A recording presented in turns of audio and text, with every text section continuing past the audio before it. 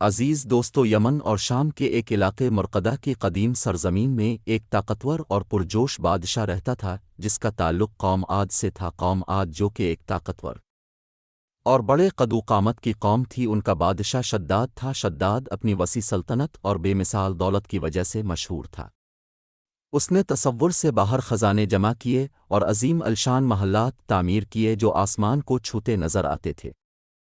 اس کی رعایا اس کی دولت پر حیران تھی اور اس کی دولت کی کہانیاں دور دور تک پھیلی ہوئی تھیں، یہاں تک کہ اس نے پڑوسی ریاستوں کی بھی توجہ اپنی طرف مبذول کروائی۔ حضرت ہود علیہ السلام کو قوم عاد کی طرف نبی بنا کر بھیجا گیا۔ حضرت ہود علیہ السلام نے ان لوگوں کو بہت سمجھایا کہ ایک خدا کی عبادت کرو اور اس کے ساتھ کسی کو شریک نہ کرو اور بت پرستی چھوڑ دو، لیکن وہ لوگ باز نہ آئے۔ حضرت ہود علیہ السلام نے شداد کو جب کہا کہ خدا یکتا کی عبادت کرو اور راست پر آ جاؤ، تو اس نے جواب دیا کہ ہاں، اگر میں ایک خدا کی عبادت کرو تو مجھے کیا ملے گا؟ تو حضرت ہود علیہ السلام نے فرمایا کہ تمہیں جنت ملے گی۔ وہ پوچھنے لگا وہ کیا ہے؟ تو حضرت ہود علیہ السلام نے اسے جنت کے بارے میں سب بتایا، تو وہ بدبخت ہنسنے لگا اور بولا کہ یہ سب تو مجھے یہاں بھی مل سکتا ہے، میں اپنی جنت بنا لوں گا۔ اپنی بے پناہ دولت کے باوجود وہ ایسی چیز کی خواہش رکھتا تھا جو کسی انسان کے پاس نہ ہو، چنانچہ اس نے ایک جنت بنانے کا فیصلہ کیا۔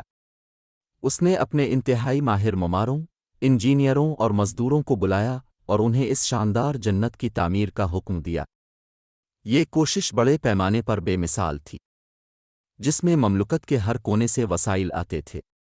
سونا، چاندی، قیمتی جواہرات اور دور دراز ممالک کے غیر ملکی مواد کو ایک ایسا ڈھانچہ بنانے کے لیے استعمال کیا گیا جو فطرت کے قوانین کی خلاف ورزی کرتا تھا۔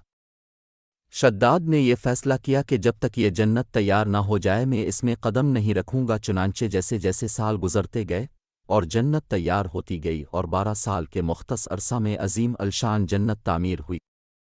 بلند و بالا مینار اور چمکتے ہوئے گنبد آسمان کی طرف بلند ہوئے، ایسی بلندیوں پر پہنچ گئے جس کی وجہ سے پرندے بھی متجسس نظریں ڈالنے لگے، لیکن مرقدہ کے لوگ تشویش سے بڑبڑانے لگے۔ ایک آنے والی تباہی کی سرگوشیاں زور سے بلند ہوئیں، لیکن شداد نے اپنی طرف آنے والے خطرے پر کان نہیں دھرا۔ آخر کار تکمیل کا دن یا پہنچا۔ یہ جنت انسانی عزائم کے عجوبے کے طور پر سامنے آئی، جس میں اس نے ہر وہ چیز بنائی جس کا تذکرہ ہمیں دوسری جنت کے بارے میں ملتا ہے۔ بڑی شان و شوکت اور تقریب کے ساتھ بادشاہ اپنے وفد کے ساتھ اپنی بنائی ہوئی جنت دیکھنے آ رہا تھا۔ جب شداد جنت کے دروازے پر پہنچا تو آگے ایک شخص کھڑا تھا۔ جب شداد نے اس شخص کو دیکھا تو فوراً پہچان گیا کہ یہ اور کوئی نہیں، موت کا فرشتہ بڑھئے۔ تو شداد نے حضرت اسرائیل سے کہا کہ مجھے تھوڑی مہلت دی جائے۔ وہ رویا اور کہنے لگا بس ایک نظر اپنی جنت کو دیکھ لوں، لیکن حضرت اسرائیل علیہ السلام نے اس کی ایک نہ سنی اور اس کی روح قبض کر لی اور اس کی موت واقع ہو گئی۔ لوگوں میں خوف و ہراس پھیل گیا، وہ خوف زدہ ہو کر دیکھ رہے تھے کہ بادشاہ شداد کو کیا ہو گیا۔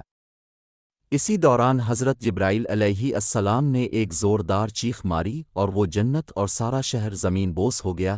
شداد کی سلطنت کھنڈرات میں تبدیل ہو گئی، اس کی دولت خاک میں بدل گئی اور اس کی ایک زمانے کی غالب بادشاہی تباہی میں پڑ گئی۔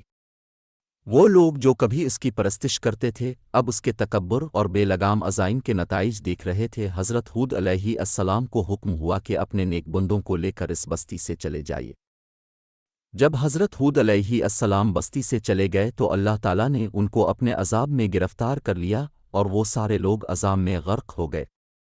عزیز دوستو، ایک اور روایت میں بیان کیا جاتا ہے کہ ایک دفعہ اللہ تعالیٰ نے حضرت اسرائیل علیہ السلام سے پوچھا کہ کیا آپ کو کبھی کسی کی روح قبض کرنے کا دکھ ہوا، کبھی کسی پر ترس آیا؟ تو انہوں نے کہا جی ہاں، 2 دفعہ مجھے ترس آیا۔ ایک دفعہ جب ایک عورت کشتی میں سوار ہے کر جا رہی تھی اور کشتی ڈوبنے لگی اور اسی وقت اس نے ایک بچے کو جنم دیا، تو آپ نے کہا کہ اس عورت کی روح قبض کر لو، تو مجھے اس بچے پہ ترس آیا کہ اب اس کا کیا ہوگا۔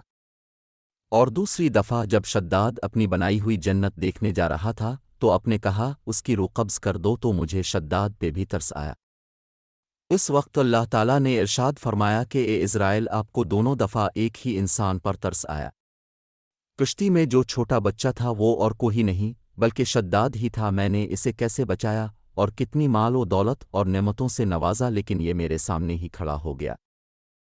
ہم سب کو بھی چاہیے کہ ہم ہر وقت اللہ تعالیٰ کی دی ہوئی نعمتوں کا شکر ادا کریں اور غرور اور تکبر سے بچیں۔ اللہ تعالیٰ ہم سب کو ہدایت کا راستہ دکھے، آمین۔